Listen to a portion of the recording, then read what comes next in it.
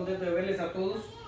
Vamos a seguir con el estudio expositivo del Evangelio según San Lucas y vamos a buscar Mateo 11 y vamos a leer los versos 11, 13 y 14. Si usted no se quiere hacer bolas, en la pizarra está el texto, porque me salté el 12. Solo necesito hacer énfasis en el 11, el 13 y el 14. Y dice el texto así, está en Reina Valera. Dice, de cierto os digo, entre los que nacen de mujer no se ha levantado otro mayor que Juan el Bautista, pero el más pequeño en el reino de los cielos mayor es que él. Porque todos los profetas, y esta es la parte importante, porque todos los profetas y la ley profetizaron hasta Juan. Y si queréis recibirlo, él es aquel Elías que había de venir. Gracias te damos, Dios, en esta mañana. Te pedimos que tú bendigas tu pueblo, que tú bendigas, que tú nos bendigas a través de tu palabra y sobre todo que podamos practicarla, Señor. Porque conocerla, aunque es difícil, se puede lograr. Pero cuando pasamos de la teoría a la práctica es donde todo se complica. Y es donde necesitamos de tu ayuda y necesitamos de tu poder. Ayúdanos a practicar tu palabra, Señor, y a ser hijos tuyos de verdad. En el nombre de Jesús, amén. Gracias te damos, Señor. Hermanos, en esta tarde, mañana, siempre que esto funcione, no, parece que la pila está fallando. Vamos a ver 5 punticos, pero en realidad el 5 es muy breve. Vamos a estar viendo 4 bien, que son un poquito más extensos. Nacimiento de Juan el Bautista, la circuncisión de Juan el Bautista. Vamos a hablar de que Zacarías, por fin, el pobrecito de Zacarías, recupera la voz. Y vamos a hablar de el Benedictus, que es el segundo cántico que aparece en Lucas. ¿Cuántos aparecen? A ver si se acuerdan. ¿Cuántos aparecen en Lucas? ¿Cuántos cánticos? 4. Y vamos a ver, hoy estamos viendo el segundo de ellos. El primero de ellos ya lo vimos. ¿Cuál fue? El Magnificat. Muy bien. Entonces, vamos hoy a ver el Benedictus y vamos a hablar brevemente del punto 5, que usted va a ver que lo vamos a desarrollar en menos de un minuto. Bien. En la sección anterior tuvimos un excelente tiempo oyendo de la mano del médico amado la historia de 2 mujeres que creyeron contra esperanza y alabaron en momentos donde el hombre estaba mudo. ¿Qué lecciones de fe? ¿Qué ejemplos de piedad? Donde la edad, la sociedad y los prejuicios no importan porque Dios ha decidido hacer cosas entre su pueblo. 2 madres que entraron en la historia de la redención y no tuvieron un camino fácil. Y aunque ellas lo sabían, fueron capaces de mostrar un corazón de siervas de Dios. Hoy la historia continúa. Llegó el momento de hablar del nacimiento de Juan el Bautista. Y desde que empezamos esta serie, apenas han transcurrido 6 semanas, o sea, desde que nosotros empezamos hasta hoy, pero en la historia bíblica ya han transcurrido casi 10 meses. Tendremos sorpresa, pues Zacarías dejará de estar mudo y hablará solo para alabar a Dios. Y otra vez los eventos del nacimiento y circuncisión serán opacados por la adoración. Y será el Señor el que resalte, como debe ser, pues esta historia es de Él, no de ellos ni de nosotros. Amén. Nacimiento de Juan el Bautista. Y vamos a estar hablando en los versos del 57 al 58. Leemos. Cuando a Elizabeth se le cumplió el tiempo de su alumbramiento, dio a luz un hijo. Y cuando lo oyeron los vecinos y los parientes que Dios había engrandecido para con ella su misericordia, se regocijaron con ella. Ahora, nacimiento. Estamos hablando de un médico que escribe un evangelio. Por tanto, aquí tenemos detalles médicos. Cuando se cumplió el tiempo de su alumbramiento. ¿Ya? Es un embarazo que tuvo 9 meses. Juan Bautista no nació pretérmino ni hubo complicaciones en el embarazo. Llegó al final y cuando le llegó su momento, él tuvo un nacimiento regular como cualquier persona. Un detalle muy específico que solo lo pondría allí una persona que presta detalle a los asuntos médicos. Ahora, después del nacimiento, dice que vinieron ciertas parientes y se regocijaron con la familia, ¿verdad? Y es bueno tener personas que cuando uno está de buenas, vengan y se gocen con uno. Es bueno, porque estar solo con quien celebras y con quien festejas. Pero yo digo que es más importante que cuando estemos sufriendo o cuando estemos pasando por el momento malo, también tengamos personas que sean capaces de poner el hombro y decir, vente aquí, llora aquí, que yo te sostengo. Porque generalmente lo que nos pasa a muchos es que sí tenemos mucha gente para celebrar, pero cuando llega el momento difícil, la gente se va. La gente se va y no hay. ¿Ya? Y yo digo, es bueno que prestemos atención alrededor nuestro y nos rodeemos de personas que sean las dos cosas. Que sean capaces de reír y que sean capaces de llorar con nosotros. Aquí les puse un proverbio y dice, fieles son las heridas del que ama, pero inoportunos los besos del que aborrece. Y el proverbio casi que está dándonos la idea, aunque no completamente, pero si yo lo aprieto un poquito, el proverbio me sirve para decir, cuídate del que te besa solo cuando es tiempo de celebración, porque posiblemente te aborrezca. Necesitamos gente que haga ambas cosas, ¿verdad? Y no significa que estamos haciendo acepción de personas, porque usted va a decir, bueno, hermano, ¿qué me estás diciendo? Bueno, no te estoy mandando a hacer acepción de personas, te estoy mandando a que si vas a buscar personas de tu círculo, busca personas que te puedan proporcionar ambas cosas. Jesús hizo un círculo de 12 y el único que se perdió fue aquel que era necesario que la escritura se cumpliese. Entonces Jesús no se rodeó de malhechores y de gente que no le iba a salir en el momento. Él buscó su círculo y a ustedes eso es lo que les recomiendo. Busca personas que estén contigo para celebrar, pero busca personas que cuando tú estés caído te puedan ayudar a levantar, porque esas personas no abundan. Dice Pablo en Romanos 12:15, gozaos con los que se gozan, llorad con los que lloran. Parece que Pablo entendió la importancia de ambas, la importancia de que cuando hay que festejar, pero cuando hay que llorar, hay que llorar. Y si tenemos un hermano caído, es un hermano por el que tenemos que llorar y que tenemos que sufrir. No entiendo las congregaciones que son de domingo nada más, que vienen, se reúnen, todo parece maravilloso, pero después todo el mundo se va a casa y cuando se van a casa ya no importa, hasta el próximo domingo que vuelvan a estar unidos y entonces vuelvan a funcionar. Eso es para mí una hipocresía total. Nosotros tenemos que lograr una congregación de familia que cuando todos festejemos, y cuando todos lloremos, y cuando uno sangre, nosotros sangramos, y cuando uno celebre, entonces celebramos. ¿Lo agarran?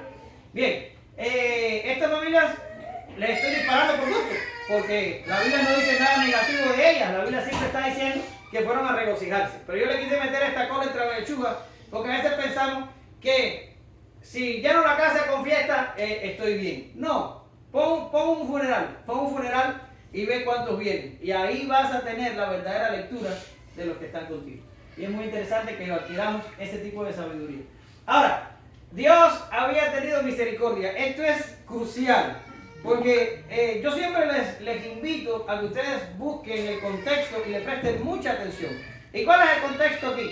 El contexto aquí es un niño que ha nacido, ¿verdad? El contexto aquí es una madre y un padre de edad avanzada que no podían tener hijos, ¿verdad que sí? Y de momento sale embarazada la mujer, de momento esa mujer logra el embarazo y de momento esa mujer pare a su hijo. Ahora, si usted va a un lugar donde ha sucedido exactamente eso, ¿dónde usted centra la atención? En el niño, ¿verdad? Yo he visto a las mujeres se ponen bien raras cuando van a este tipo de lugares. Sorry. Pero llegan y dicen, ¡ay, qué chulo está! Mira las manitos y el dedito y el piecito, se parece al papá. Yo nunca he logrado ver que un niño recién nacido se parezca a alguien. Yo realmente no veo que se parece a nadie, pero las mujeres tienen una cosa especial que ellas ven y dicen, se parece al abuelo, al tío, al padre, que no sé qué. Y yo me quedo así, ok, yo lo entendí. Bien, pero eso es lo que normalmente uno hace. Pero vean aquí lo que sucede. Y la gente va y dice que se regocijó de que Dios había tenido misericordia. Y yo digo, wow, porque esta gente tenía centrada la cabeza en lo que verdaderamente tenían que centrar la atención. ¿Cuál era el efecto de todo lo que estaba pasando? Bueno, pues que había nacido Juan. Pero ¿cuál era la causa? La causa era que Dios había tenido misericordia. Y esta gente no se estaba gozando por Juan solamente, sino que estaban glorificando a Dios porque Dios había tenido misericordia de la pareja. ¿Se dan cuenta? No estaban poniendo la atención en Juan, o en el dedito, o en el piecito, o a qué se parecía. Ellos estaban poniendo la atención en que Dios había tenido misericordia. Y yo digo, y está aquí en la pizarra, cosa triste es quitar nuestra mirada de Dios, la fuente de todas nuestras bendiciones, y en un acto de traición e idolatría comencemos a alabar a las dádivas antes que al dador. ¿Lo ven? Y esto es un problema de los hombres. Es un problema de los hombres, que Dios empieza a dar cosas, y no me estoy refiriendo a cosas materiales. Estoy hablando de un hijo, o estoy hablando de una persona que pueda recibir una sanidad como respuesta a la oración, o estoy hablando de cualquier cosa, un trámite que usted quiera hacer, lo que sea. Incluso pudiera estar hablando de algo material. Pero la gente recibe eso, y en vez de darle la gloria a Dios, entonces se centra en lo recibido y se olvida de Dios. Se centra en lo recibido y lo convierte en su Dios. ¿Lo ven? Por eso que yo digo, cosa triste es quitar la mirada del dador. Del dador. Y desde el punto de vista de que Dios es dador, Dios nos los da absolutamente todo. Pero no estoy hablando de mí. No estoy ni siquiera hablando de ti. Estoy hablando de mi vecino de aquí o del de aquí. Dios se los da absolutamente todo. Hasta el aire que respira. La fuerza de sus pulmones para respirar. La energía con la que se mueven. Dios se los da. La fuerza para practicar el pecado con el que practican por su maldad. Dios le da la fuerza. Por increíble que parezca. Cuando Satanás se le aparece a Jesús y le dice, adórame y yo te voy a dar todos los reinos del mundo, ¿qué le dice Jesús? Al Señor tu Dios adorarás y solo a Él servirás. Quiere decir que Dios es Dios de Satanás. ¿Lo ven? Pues todo lo recibido, lo recibimos de Dios. Todos los hombres, lo que tienen, bueno, lo bueno, no estoy hablando de lo malo, qué bueno que acabo de hacer la aclaración. Todo lo bueno que tienen los hombres, todos los dones, todas las posesiones, los años de vida, absolutamente todo, lo recibimos de Dios. Y qué idolatría terrible es cuando pensamos que somos tenedores de algo, que lo hemos logrado por nuestra propia fuerza, y quitamos nuestra vista del dador y nos centramos entonces en lo que, entre comillas, hemos logrado. Pero aquí esta gente no, esta gente estaba enfocada, esta gente estaba dando gracias a Dios porque había tenido de esta pareja de personas misericordia. ¿Lo ven? Ahora vamos a pasar a la circuncisión. Aconteció que al octavo día vinieron a circuncidar al niño y le llamaban por el nombre de su padre Zacarías, pero respondiendo su madre dijo, no, se llamará Juan.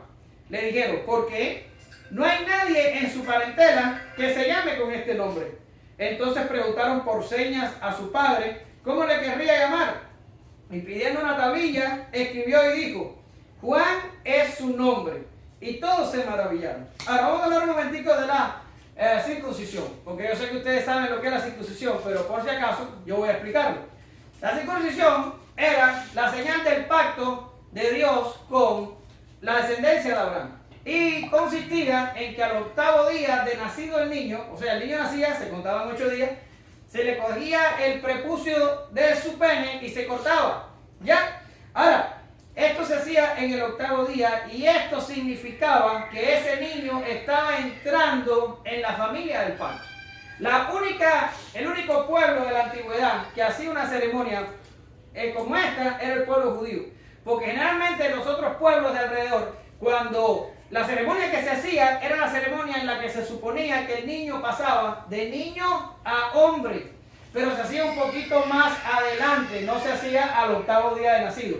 Génesis 17 del 10 al 12 dice, este es mi pacto, que guardéis entre mí y vosotros y tu descendencia, ¿te das cuenta, Martín? Que guardéis entre mí, Dios, y vosotros y tu descendencia. Después de ti, será circuncidado todo varón entre vosotros, circuncidaréis pues la carne de vuestro prepucio, y será señal del pacto entre mí y vosotros, y de edad de 8 días será circuncidado todo varón entre vosotros por vuestras generaciones, el nacido en casa y el comprado por dinero a cualquier extranjero que no fuera de tu linaje. Quiere decir, todo niño que entre al pueblo judío tiene que ser circuncidado. ¿Ok? Ahora, eso es lo que le está pasando a Juan aquí. A Juan cumple los 8 días. Espérenme. Y esto había que hacerlo incluso si el octavo día caía el día de reposo.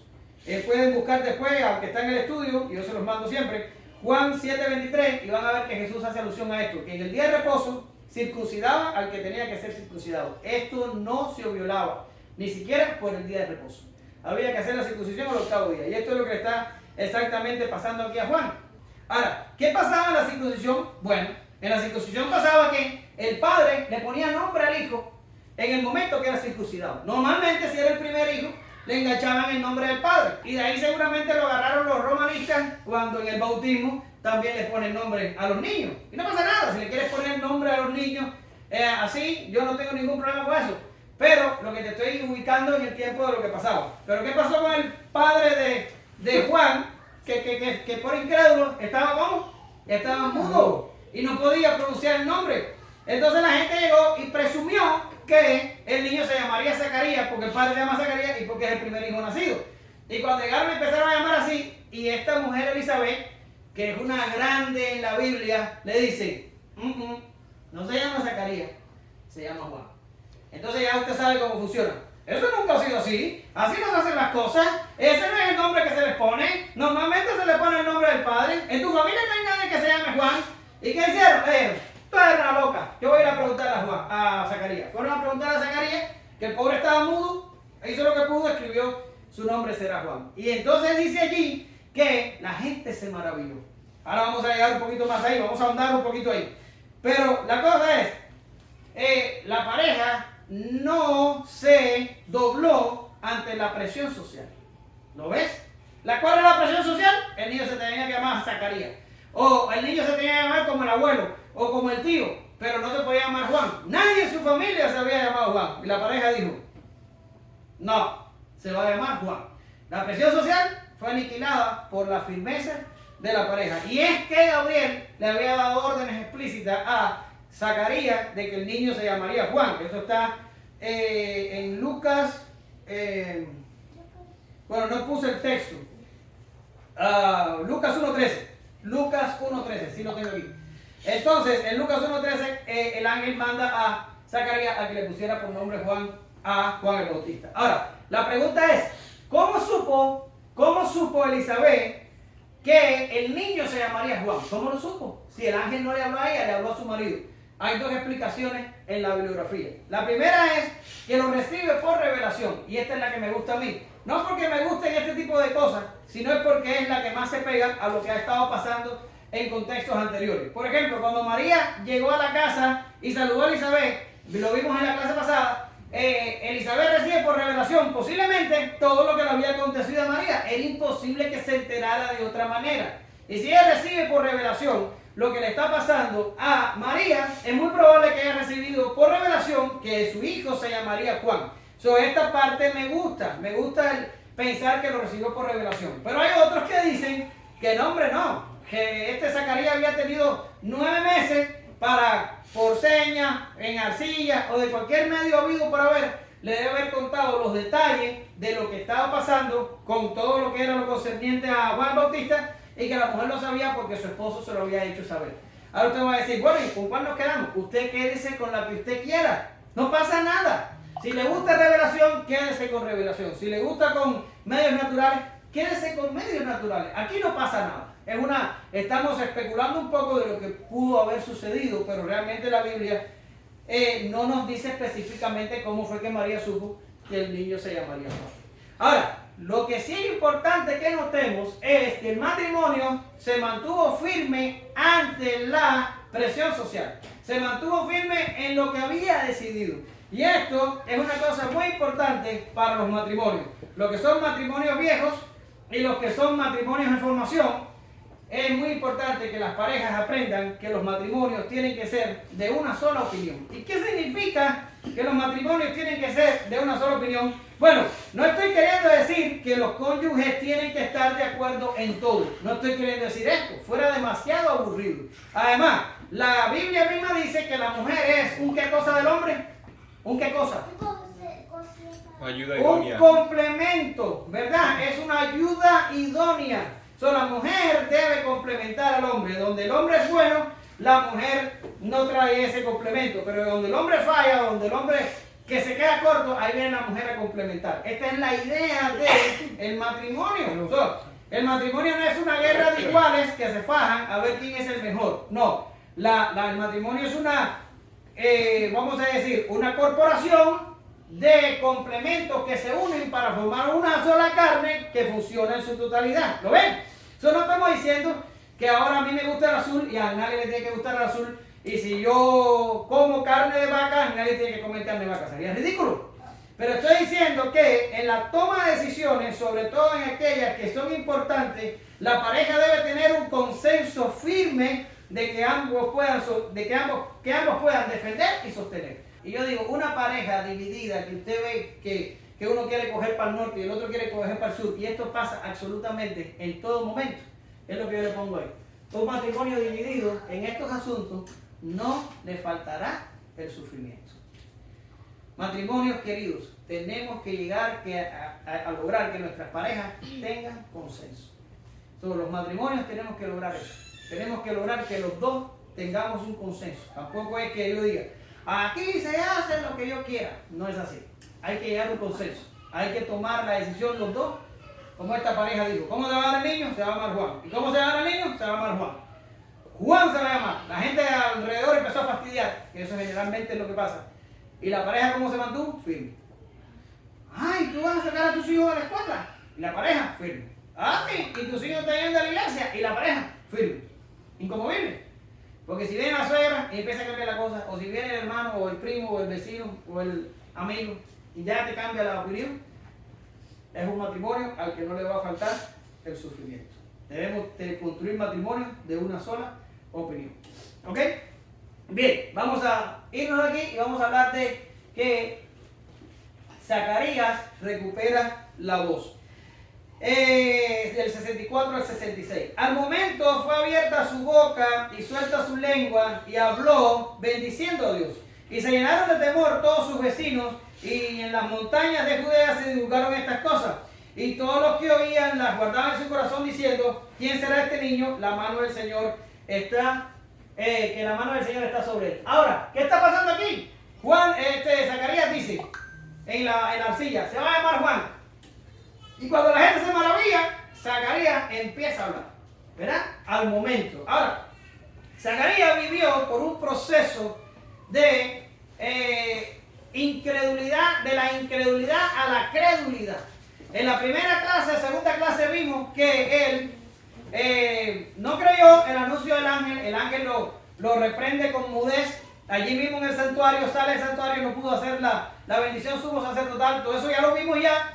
Y cuando él ya se termina el tiempo de servicio en el templo y él regresa a su ciudad, ¿qué fue lo primero que hizo? Se llevó a su mujer y embarazó a su mujer. Ahora, yo dije, este hombre tiene que haber creído, ¿verdad? Tiene que haber creído al momento de acercarse a la mujer y embarazarla. Pues las mujeres no se embarazan por Bluetooth. Hay que hacer cosas para embarazarlas. Entonces tuvo que creer, y más que era un hombre de avanzada edad, tuvo que creer para acercarse a él. Así le pasó a Abraham. Ahora, usted se imagina, porque yo viví así todos mis embarazos. Bueno, sí, eran míos, porque mi mujer era la que estaba embarazada. Y yo decía, ay Dios mío, si le falta un dedo, o si le falta el hígado, o si tiene el corazón con una tetralogía de Fallot, o si viene con espina bífida, o si no sé qué. Y yo viví los 9 meses que hasta el pelo se me cambió para blanco, porque me preocupaba todo eso. Y yo me imagino que Zacarías debe haber vivido una cosa similar. Debe haber dicho, no, hombre, no, nosotros no vamos a lograr esto, si esta mujer está pasada de edad. Y tú verás que va a abortar, o tú verás que no sé qué. Si se da cuenta, esta mujer se pasó los primeros 5 meses en su casa sin salir, porque estaban hasta asustados de lo que estaba pasando con ellos. Quiere decir, fue unos 9 meses, me imagino, para ellos, luchando entre creerle las palabras al ángel, que ya era una cosa que ellos daban por perdida, a creerle al ángel y no creerle porque todas las circunstancias parecían adversas. Y tú vas a decir, wow, ¿le pasó a Zacarías? Y dice, sí, wow, nos puede pasar a nosotros. Y no es que nos puede pasar, nos va a pasar en cualquier momento de nuestra vida. Es más, nos ha pasado. Nos puede faltar la fe. Eso no significa que Dios nos va a mandar al infierno. Eso no significa que no somos creyentes. Significa que vamos a atravesar momentos de la vida en que no vamos a tener la fe para seguir. ¿Ya? Pero les traje dos ejemplos para que usted tenga esperanza cuando este día llegue. Porque son dos tratos diferentes de Dios con respecto a el objeto de su amor. Dense cuenta, mire, le trae dos ejemplos.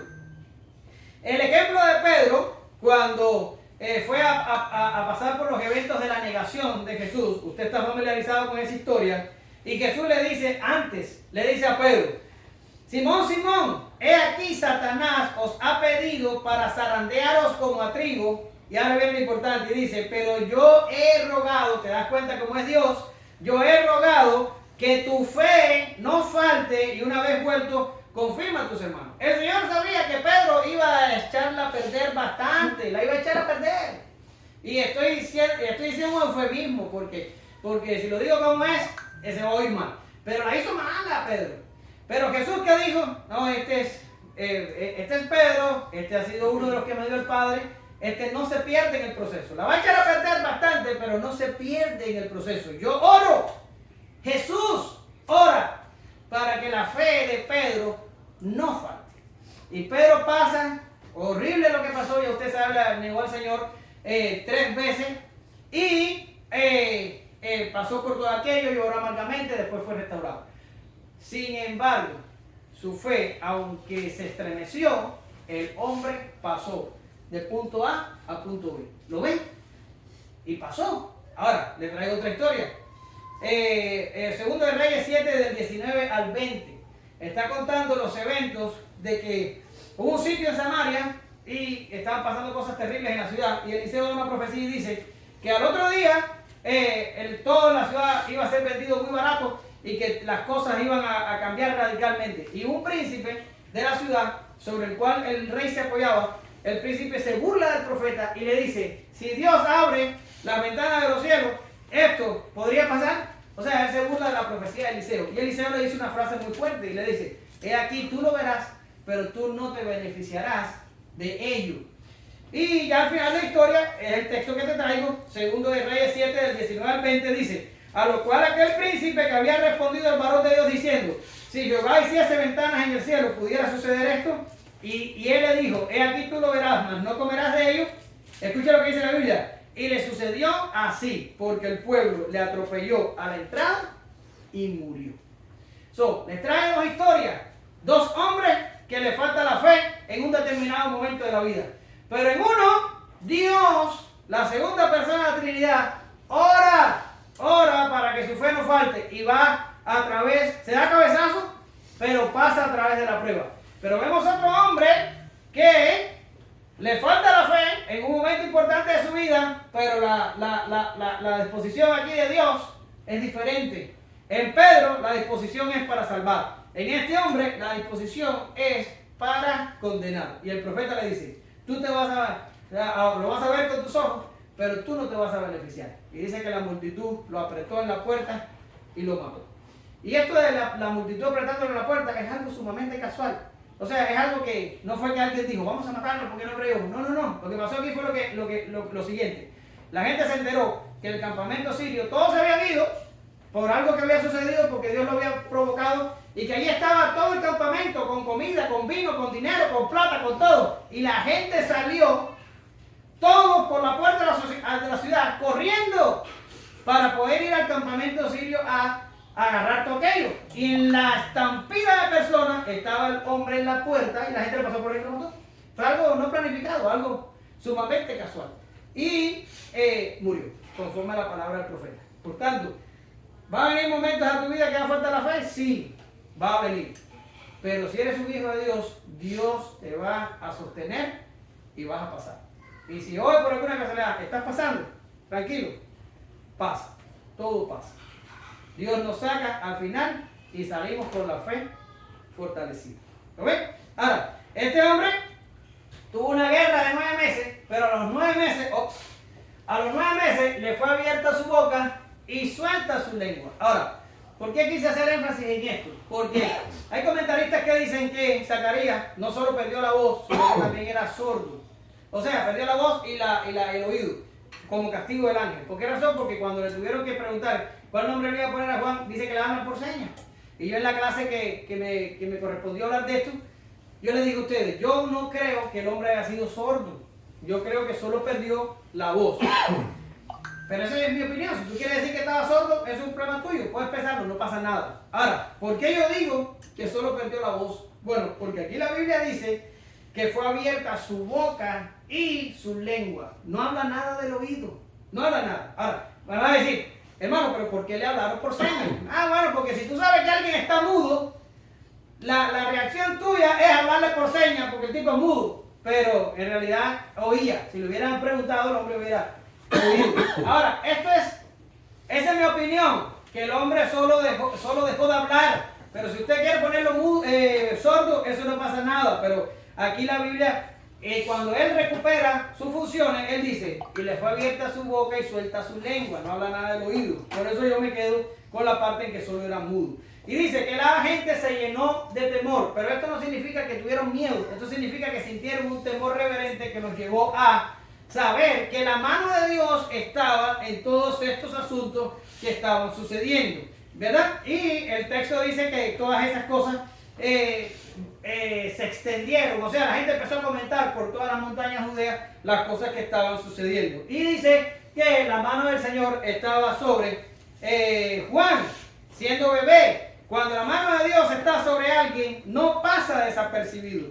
No importa si hablamos de un bebé o de una persona adulta. La diferencia se hace notar. Sin embargo, más adelante cuando Juan empieza su ministerio, todavía más se va a hacer notar que la mano de Dios estaba con él. Ahora, cuando Zacarías habla por primera vez, ¿qué hace? Decir, ¡ay, qué bonito hijo me ha nacido! No hizo eso. Alabó a Dios. Y es el Benedictus lo que pronuncia. O sea, su primera cosa que dice cuando él recibe la voz es alabar o adorar, como usted quiera decirle, a Dios. Yo me acuerdo que cuando me mudé en el 19 para acá, le digo a mi prima, ¿no hay huracanes aquí? Y dice, no, aquí no hay huracanes. 2 meses más tarde entró un huracán categoría 1 y me tumbó la corriente por 3 días. Y pasé, como dice Juan Luis Guerra, el Niágara en bicicleta. Y cuando llegó la corriente, ¿qué fue lo primero que hice? ¿Ir a bañarme con agua caliente? ¿O encender el televisor? ¿O hacer cualquier cosa? No, me metí en la computadora, me metí en Amazon y me compré un generador eléctrico. Porque dije, aquí se va a ir la corriente, pero a mí nunca más se me va la corriente. Apenas que la corriente llegó, me compré el generador eléctrico. Fue lo primero que hice, la primera cosa, encendí la computadora, me metí en Amazon y compré el generador eléctrico. Se acabó. Pero este hombre, 9 meses sin hablar. Si es como yo, que necesito hablar unas 10.000 palabras por día, yo me imagino que estaba de tratamiento psiquiátrico.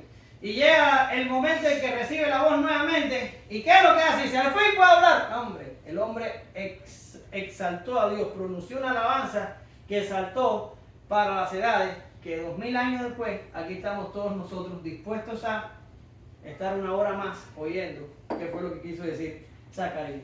Y vamos a leerlo un momentico, porque necesitamos leerlo para poder exponerlo. Y Zacarías, su padre, fue lleno del Espíritu Santo y profetizó diciendo, escuche bien, bendito el Señor, Dios de Israel, que ha visitado y redimido a su pueblo, y nos levantó un poderoso Salvador en la casa de David su siervo, como lo habló por boca de sus santos profetas que fueron desde el principio, salvación de nuestros enemigos y de la mano de todos los que nos aborrecieron, para hacer misericordia con nuestros padres y acordarse de su santo pacto, del juramento que hizo Abraham nuestro padre, que nos había de conceder, que librado de nuestros enemigos, sin temor le sirviéramos en santidad y en justicia delante de él todos nuestros días.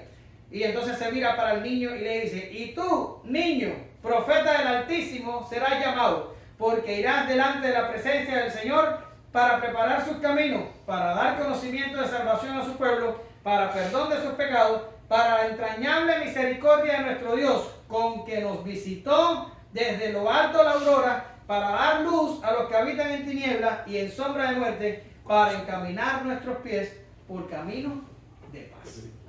Impresionante. ¿Ya? Ahora, este cántico tiene una sección profética.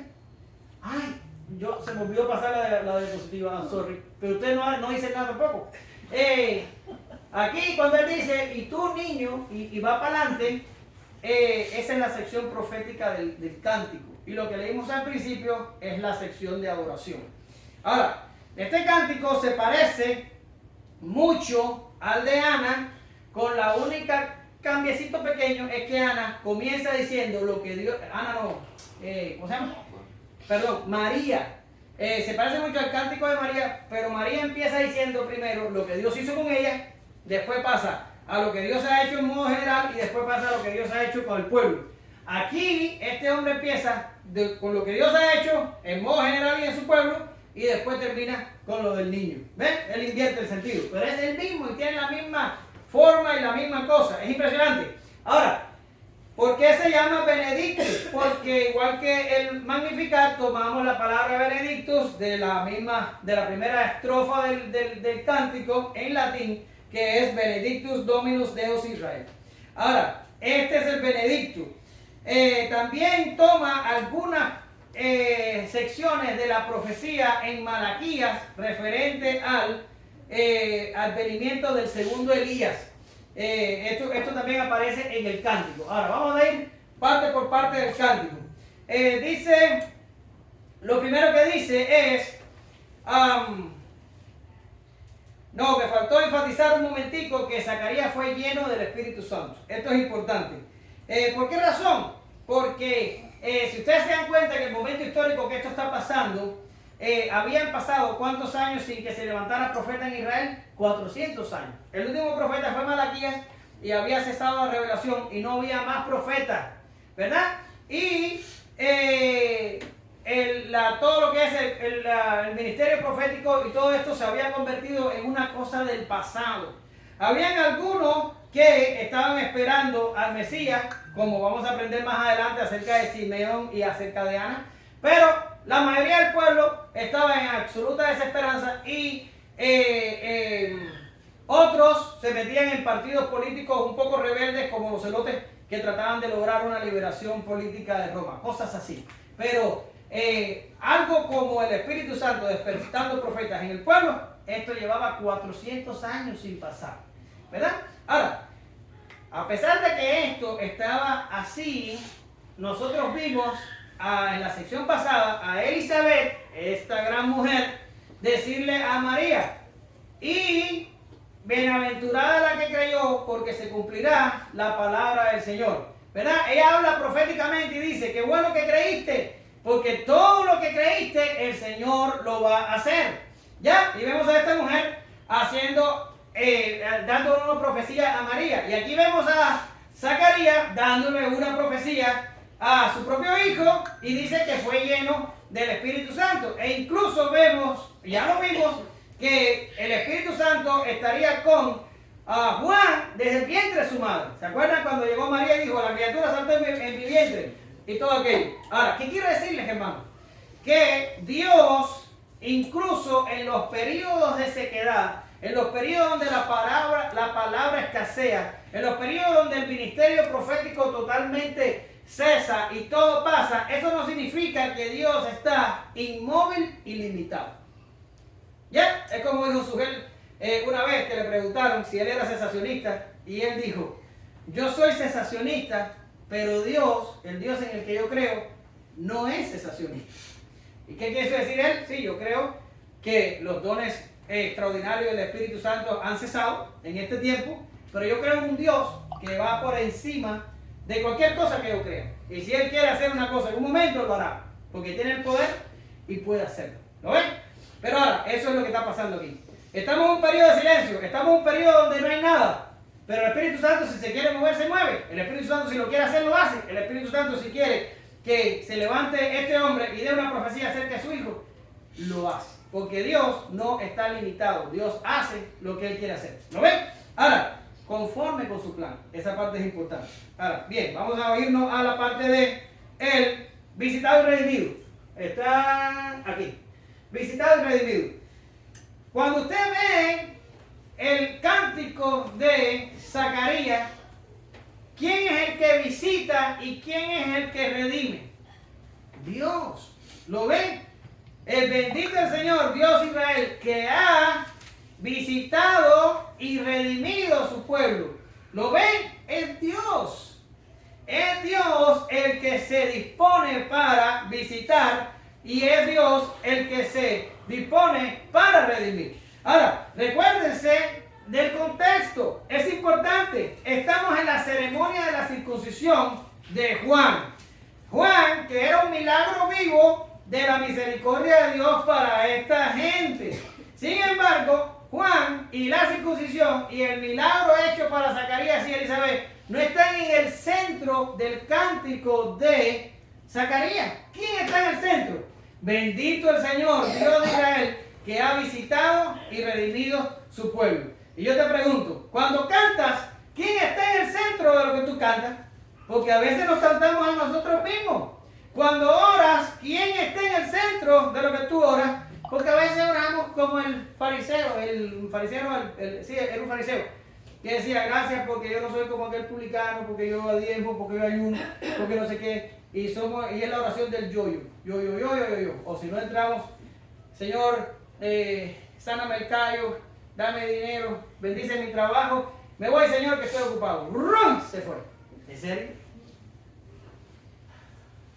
Cuando alabas, cuando adoras, cuando oras, cuando te quedas solo y vienen pensamientos de Dios a tu cabeza, ¿quién está en el centro? Dios tiene que estar en el centro. Es Dios quien cambia la historia. Es Dios quien trastorna las costumbres. Es Dios quien dirige las edades. Es Dios quien visita y quien redime. Y lo hace porque quiere. Todo es acerca de Él para su gloria. ¿Lo ves? Nos levantó un poderoso Salvador. Eso es lo que dice la Reina Valera. En el griego, literal, dice, y ha levantado un cuerno de salvación. ¿Y qué se está refiriendo a esto? Significa, en el Antiguo Testamento, se creía que la fuerza de los animales estaban en sus cuernos. Y cuando dice, ha levantado un cuerno de salvación, se está refiriendo que el Mesías tiene el poder para salvar. Está diciendo que Dios es poderoso para salvar. Es lo que yo le explicaba ahorita a Mirna. La salvación es divina. El hombre no puede salvarse por sí mismo. El hombre carece del poder y de los medios para salvarse. La Biblia dice en Isaías 43:11, yo Jehová, y fuera de mí, ¿qué dice ahí? No hay quien salve. No te va a salvar nadie más. No te vas a salvar tú. No te va a salvar el Papa, no te va a salvar, Alá, o no te va a salvar Buda, o no te va a salvar María, incluso, según los romanistas, o no te va a salvar tus obras no te van a salvar, tus obras lo que te van a es a fastidiar, porque nadie se salva por las obras. ¿Quién te va a salvar? A ver quién. Dios. Exacto, ¿usted lo ve? Ya acaba de decir las conclusiones de la cosa.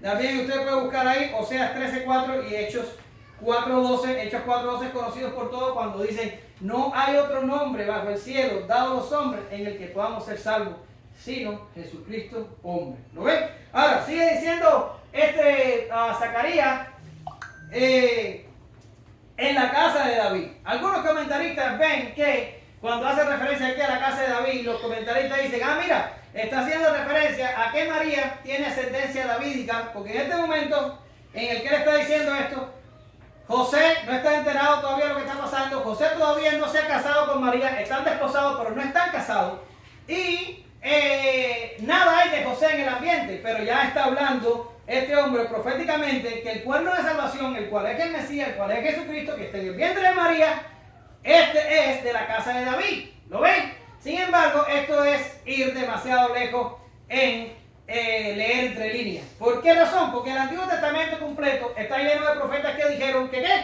el trono de David sería para siempre y que Dios levantaría a alguien de su casa para tomar ese trono. Por tanto, yo no creo que la mención aquí de la casa de David sea una alusión a que María tenía ascendencia davídica, aunque después vamos a hablar sobre la genealogía cuando toque y vamos a estar hablando acerca de esto un poquito más. Pero ahora, lo que yo veo aquí es que Zacarías estaba haciendo alusión a los textos del Antiguo Testamento que hacen alusión de que el Mesías vendría de la casa de David.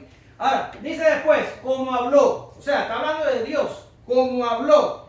Ahora, cuando usted busca allí en el contexto, lo que estoy diciendo, está refiriéndose a que Dios habló por medio de los profetas profeta desde el principio. Ahora, esta frase desde el principio lo que significa es que desde que hubo profeta hasta ahora que no lo hay, todos los profetas hablan, estoy hablando del tiempo de Zacarías cuando Zacarías está diciendo esto, no estoy hablando de hoy. Todos los profetas hablaron de lo mismo. Va a venir un Mesías de la casa de David y ese Mesías va a venir de Dios y ese Mesías va a tener el poder para salvar. Todos los profetas lo hicieron y aquí Zacarías está diciendo, como habló a los profetas. Por tanto, Dios está haciendo ahora, allá en Zacarías, en el tiempo de Zacarías, está cumpliendo lo que él había pasado casi 4.000 años prometiendo. O sea, ¿se demoró? Bueno, en los términos humanos posiblemente sí, pero el tiempo de Dios es perfecto. Por tanto, ahora empezaba a pasar lo que Dios había hablado a los profetas. Y esto es interesantísimo. ¿Por qué razón? Porque nos enseña que Dios es fiel a sus promesas. ¿Cómo puedo estar tranquilo yo en mi vida de que lo que venga bueno y lo que venga malo, yo voy a estar bien? ¿Por qué? Porque Dios es fiel a sus promesas. ¿Cómo estoy seguro yo de que yo voy a estar en el cielo si yo casi que me cuesta trabajo ir al trabajo y cumplir con lo que tengo que hacer? ¿Cómo voy a, un hombre tan cambiante como yo y tan difícil de obedecer como yo, cómo voy a hacer que voy a estar en el cielo? Porque no es por mi fuerza ni por lo que yo haga, es por las promesas de Dios en Jesucristo que me dicen que allí estaré. Es por Dios. Malaquías 3:6, no lo puse. Malaquías 3:6 dice, porque yo Jehová no cambio por estos hijos de Jacob, no habéis sido consumidos. Yo no soy el único rebelde. Usted se me puede sumar a mi club, o el pueblo de Israel de los tiempos de Malaquías se puede sumar al club de los rebeldes, los desobedientes y todo lo demás que somos todos nosotros. Pero Jehová le dice, ¿sabes por qué no has sido consumido? ¿Sabes por qué el juicio mío no se ha derramado sobre ti? Porque yo no cambio. Yo hice promesas por medio de profetas que vinieron antes que tú, que ti. Bueno, ya no sé cómo se dice, pero algo así. Y entonces prometí salvarte. Yo prometí salvarte. ¿Por qué estás hoy aquí? Porque Dios prometió salvarte. Nada más, no hay nada humano ahí. Acordarse del pacto es lo mismo que estamos hablando. 400 años había cesado la revelación, la palabra escaseaba, la promesa del Mesías quedaba en unos pocos y el pueblo divagaba entre la rebelión y la desesperanza. Pero Dios se acuerda de su pacto con los padres. Génesis 15, del 8 al 21, estaba lo que yo dije ahorita de los animales partidos por la mitad. Dios lo había prometido hacía muchos años, pero ahora había llegado el tiempo de acordarse del pacto y de que se empezaran a materializar las promesas de Dios. Y dice, del juramento Abraham. ¿De cuál juramento está hablando? El que está en la pizarra.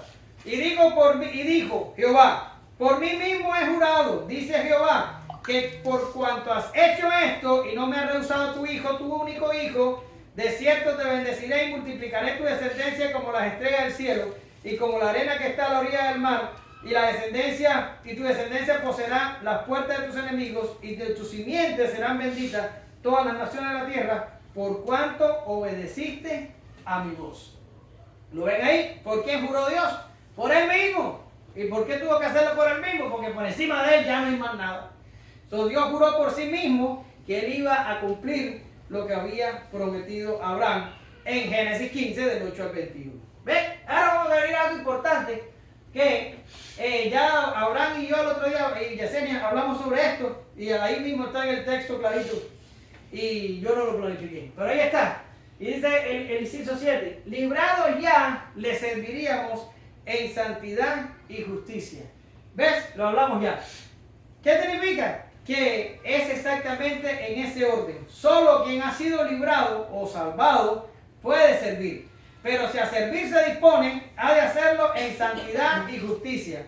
A Dios no se le sirve conforme al dicho de los hombres, sino a lo establecido por Él en su revelada palabra. En segundo lugar, pero no menos importante, ha de entenderse que Dios no nos salva para que vivamos para nosotros. La gloria es de Dios y sus hijos viven para Él. Y aquellos que pretenden ser hijos, pero en la práctica viven para sí mismos, demuestran con sus malas obras que no son conocidos por Dios. que estoy queriendo decir. A veces la gente se centra mucho en el servicio. No, porque hay que servir a Dios, hay que servir a Dios. Y Jesucristo le dice en un momento a sus discípulos, no se gocen de que los espíritus se les sujetan y que los demonios les hacen caso. No se gocen en eso. Gócense de que sus nombres están escritos en el libro de la vida. Por tanto, el problema no es servir, el problema es ser un hijo de Dios. Ese es el problema. Ahora he sido salvado, ahora ya tengo fe, ahora ya creo, ahora estoy convencido de que soy hijo de Dios, entonces me toca servir. Pero sirvo ¿cómo sirvo? Como a mí me parezca, como a mí se me ocurra, como me venga en la cabeza. No es así. El mismo texto lo dice. Tenemos que servir en santidad y justicia. Esto significa que Dios tiene su modo de hacerlo, no es a nuestro modo. Tenemos que acercarnos a la palabra y descubrir cómo Dios dice que debemos hacerlo. Y es importante que entendamos lo último que leí. Tenemos que vivir para Dios y no al revés. Hay creyentes que piensan que Dios es el genio de la lámpara. Señor, respóndeme, Señor, respóndeme, Señor, respóndeme, Señor. Eso no es Dios. Nosotros somos los que vivimos para Él. Él no vive para nosotros. Si usted ve a una gente que dice que es cristiano y usted lo ve nada más centrado en lo de él y que lo único que piensa son en sus proyectos y que lo único que quiere es alcanzar lo que quiere alcanzar, es un impío que practica una religión externa. Esa es la sincera verdad. El creyente no vive para sí. El creyente vive para Dios. ¿Ya? Ahora, terminamos la parte de adoración y nos metemos en la parte profética. Bien. Y tú, niño, y es interesante que no dice y tú, hijo, el tipo es el padre, pero dice y tú, niño. En griego, la palabra en griega lo afloja un poquito y le dice niñito. Es como así, tu hijo o más chiquito. Eso sería en la palabra griega. Pero se mira y le dice y tú, niño. Y tú dices, bueno, ¿y por qué? ¿Por qué lo puso así tan plástico? ¿Por qué dijo y tú, niño? Porque el flujo de pensamiento de todo el cántico, hasta lo que hemos visto en el momento, es un cántico centrado en quién. ¿En el niño? No. ¿Centrado en quién? ¿En la pareja? No. ¿Centrado en quién? En Dios. Y Él quiere que todo siga alrededor del Mesías y alrededor de la salvación que Dios está a punto de mostrar. Y entonces se refiere a su hijo de la forma más impersonal posible. Le dice, ¿y tú, niño? ¿Verdad? Porque Él quería que el advenimiento del Mesías que está irrumpiendo en la historia del hombre se quedara como el centro de la atención de su cántico. Y le dice, profeta del Altísimo. ¿Verdad? Profeta del Altísimo será llamado. En la sección anterior, o en la anterior o en la otra, ya no recuerdo, estuvimos viendo que el ángel dijo que Jesús sería hijo del Altísimo. Y si este es el que viene como precursor del Mesías, ¿qué sería? Sería profeta del Altísimo, en concordancia con las palabras del propio ángel. Por tanto, Juan sería el profeta. Ahora, vuelvo y recalco la idea de que no ha habido profeta por más de 400 años. Y Zacarías está dando una profecía revolucionaria para su tiempo. Ya nadie esperaba estas cosas. Y el padre le dice al hijo, tú vas a ser profeta. De hecho, y lo leímos al principio en Mateo, Juan es el más grande de todos los profetas, pero sería el último de ellos. Dice, la ley fue desde el Antiguo Testamento hasta Juan, o por lo menos los profetas que vinieron bajo la ley. Después los profetas que tuvimos en el Antiguo Testamento, ellos en el Nuevo Testamento, que es la base de la revelación del Nuevo Testamento, ya eso pertenece a la parte de nosotros. Pero los del Antiguo Testamento llegan hasta Juan. Por tanto, Juan era el último de los profetas que profetizarían bajo la ley. Esta declaración debe entenderse en el concepto y solo así se ve la fuerza del pasaje. Por más de 400 años no había habido profetas en Israel. Ahora, el mismo Cristo lo dijo. Mateo 11, 13 al 14. Porque todos los profetas profetizaron hasta Juan, y si queréis recibirlo, él es el Elías que habría de venir. Ahora, el Padre ya lo ubica como profeta del Altísimo y dice a continuación, proféticamente hablando, ¿qué iba a hacer? Bueno, ¿qué es lo primero que iba a hacer? Preparar los caminos del Mesías. Eso era lo primero que iba a hacer. Malaquías 3:1, he aquí yo envío mi mensajero, el cual preparará el camino delante de mí. Y vendrá súbitamente a su templo el Señor, a quien vosotros buscáis. Y el ángel del pacto, a quien vosotros deseáis. He aquí viene, ha dicho Jehová de los ejércitos.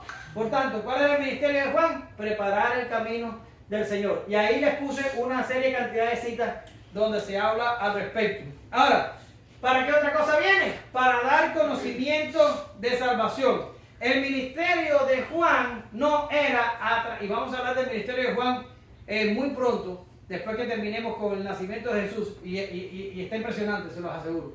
Pero vamos a dar un pequeñito adelanto. El ministerio de Juan no es atraer a las personas hacia él. Y eso deberíamos aprenderlo todos nosotros. Mi ministerio no es atraerlos ustedes hacia mí. O el ministerio de Martín no es atraer personas hacia él. O el ministerio de Abraham no es llevar a las personas hacia él. El ministerio de todos nosotros es atraer a las personas a Cristo. ¿Se lo ven? Un ministerio donde el hombre ala a hombres para que lo sigan es un ministerio de idolatría. Juan el Bautista, el trabajo de Juan el Bautista era centrar a la gente a Cristo nada más. Y lo vamos a ver en detalle más adelante. El ministerio de todos nosotros debe ser ese: centrar a las personas a Cristo. Que no me vean a mí, que vean a Jesús. El ministerio de Juan es para preparar al pueblo para conocer a Jesús. La salvación no es algo abstracto que los hombres pueden perseguir.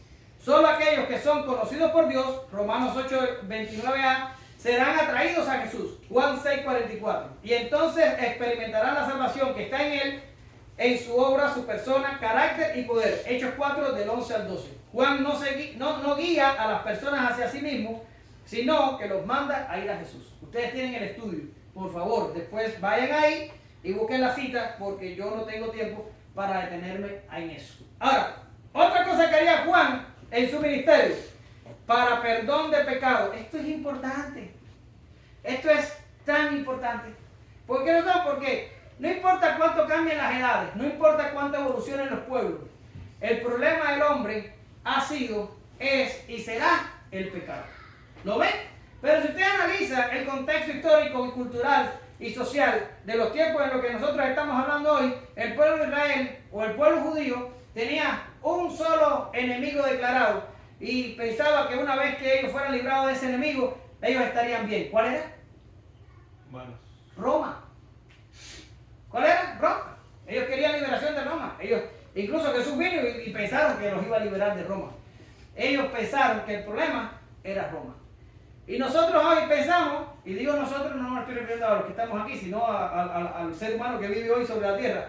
Pensamos que el problema es el comunismo, o la pobreza, o el cambio climático, o quién sabe qué. No. El problema antes y el problema hoy, el problema en tu matrimonio, el problema en tu relación con los hijos, el problema en tu trabajo, el problema conmigo. Todo problema se origina en el pecado. Y el verdadero problema del hombre es el pecado. Eso es lo que origina la envidia, eso es lo que origina la codicia, eso es lo que origina las guerras, eso es lo que origina absolutamente todo. Y Juan viene advirtiendo al pueblo que lo que necesitan no es un libertador físico que los va a liberar del Roma físico. No. Van a recibir un libertador que les va a traer perdón de pecados. Perdón de pecados. El trabajo de Juan era formar un pueblo dispuesto a recibir el perdón que no le iba a dar Juan, que le iba a dar Jesús una vez que Jesús comenzara su ministerio. Ese es el problema del ser humano, el pecado. Ahora, por último, dice, para encaminarnos por el camino de paz. ¿Lo ves? Es lo que te he estado diciendo todo el mensaje y te lo voy a decir por 200 años. ¿Quién nos encamina por el camino de paz? Dios. Es Dios el que nos lleva ahí. Por eso yo como padre, yo sufro y me desgasto. Y le digo, Señor, por favor, haz que nazcan de nuevo, haz que nazcan de nuevo, haz que nazcan de nuevo. Es lo único que yo pido. Yo no quiero que sean científicos, ni que vayan a la luna, ni que tengan riqueza, ni que vayan a la universidad. Jamás yo le he pedido a Dios semejante cosa para mis hijos. Nunca lo he hecho. Lo único que hago es que nazcan de nuevo, que nazcan de nuevo, que nazcan de nuevo. Porque yo sé que yo, con toda la enseñanza que les he transmitido y les puedo transmitir, mientras Dios me dé fuerza, eso, si Dios no encamina sus pasos en el camino de paz, eso no sirve para nada. Necesitamos que sea Dios el que tenga misericordia, que sea Dios el que se mueva para salvar. La cosa tiene que venir de ahí. Y dice Zacarías que Juan, que Dios nos encaminaría por el camino de paz. El término en griego, y he tratado de resistir la tentación de traerles palabras en griego y hacer cosas raras aquí para que usted después no entienda nada, pero el término griego que habla ahí de encaminarnos aparece 3 veces en el Nuevo Testamento. Una aquí, una en 1 Tesalonicenses 3:11 y otra en 2 Tesalonicenses 3:5. Y se está refiriendo a algo que solo Dios hace. O sea, ese encaminarnos, según aparece en los tres textos, es una cosa que Dios está haciendo con nosotros. No es, yo no puedo decirle a ellos, coge por ahí, que por ahí vas. No, Dios es el que le tiene que decir, coge por ahí, que por ahí es que vas. Es Dios el que nos lleva por camino de paz. Y eso es algo que el Elías que había de venir, Juan, iba a tratar de que el pueblo lo entendiera. El que viene después de mí, que es antes que mí y que yo no soy digno de desatar la correa, Él los va a encaminar por el camino de paz. Mírenlo a Él, búsquenlo a Él, clámenle a Él, porque si no lo hacen con Él, están perdidos. ¿Lo ven? Gócese y alégrense que esto se acabó. La niñez de Juan el Bautista, Lucas del 1 al 80, y el niño crecía y se fortalecía en espíritu, y estuvo en lugares desiertos hasta el día de su manifestación en Israel. Es impresionante porque, ¿cuánto me demoré en leerlo? 5 segundos. Pero transcurren 30 años. Impresionante. Entre este texto que tenemos aquí, en Lucas 1:80, y Lucas 3:1, que es donde se retoma la historia de Juan el Bautista, pasan 30 años. ¿Ya? Parece que fue ayer que yo tenía 30 años. Bueno, no 30, no, 13 años. 30 años atrás yo tenía 13. ¿Quién tiene 13 aquí? Estamos cerca de los 13. Ya. Bien, el niño se crecía y se fortalecía en el espíritu. El típico médico, el típico detallista, el típico hombre que presta atención a los detalles. Juan aquí, Lucas aquí está diciendo, de todo lo que he contado, ya no viene nada importante. Juan tuvo una niñez y una juventud normal, donde él creció y se fortaleció en el espíritu. Hay algunas discusiones de lo que significa se fortaleció en espíritu, pero en mi opinión son infructuosas y yo no los voy a enredar a ustedes con eso. Lo importante fue que el niño creció y se desarrolló como un niño normal, estuvo en lugares desiertos hasta el día que comenzó su ministerio público, y vamos a estar hablando de eso cuando hablemos en Lucas 3:1. Bien, vamos a concluir. ¿Qué despedida la de Zacarías y Elizabeth, perdón. A partir de ahora ellos salen del relato lucano, pero nos han dejado toda una historia que nosotros apenas hemos rasgado la superficie. Este matrimonio se embarca ahora en la tarea de ser padre, y por lo que sabemos luego de Juan Bautista podemos inferir que hicieron bien su trabajo. Y Zacarías fue restaurado desde la mudez hasta la más cristocéntrica alabanza. ¿Cómo cerramos esta historia? Alabando a Dios por su obra, su fidelidad y su abundante gracia. ¿Y por qué lo hacemos? Porque eso fue exactamente lo que hicieron ellos. No se centraron en lo recibido, sino que glorificaron al dador y lo exaltaron a Él. Levantaron a Cristo para que todos pudieran verlo. Él es el Señor, Él es la esperanza de su pueblo. Y termino con el himno. Porque Él vive, triunfaré mañana. Porque Él vive, ya no hay temor. Porque yo sé que el futuro es suyo, la vida vale más y más solo por Él. Martín va a despedir en un momentico. Gracias te damos, Señor, en esta mañana. Y tú sabes, Señor, cuánto nos cuesta entender estas cosas. A todos. Porque somos tan empecinados y tan arrogantes que todavía pensamos que puede haber un lugar para nosotros. Pero no lo hay, Señor. Tu palabra no da cabida a que tú compartas tu gloria con nadie. Por tanto, mi petición en esta mañana para todos nosotros es: humíllanos, Señor. Humíllanos. Haznos entender nuestra bajeza, porque cuando estemos entendidos de cuán bajos estamos, entenderemos verdaderamente la necesidad que tenemos de ti. Y entonces nos moveremos en favor tuyo. Ayúdanos a entender esto, Señor. Ayúdanos a entender que esta es tu historia, que esta es tu gloria y que nosotros estamos aquí para levantarte en alto para que otros puedan verte. Ayúdanos a entender estas cosas, bendice a nuestras familias, a nuestros hijos y encamínanos a todos por el camino de paz. En el nombre de Jesús oramos, te damos gracias.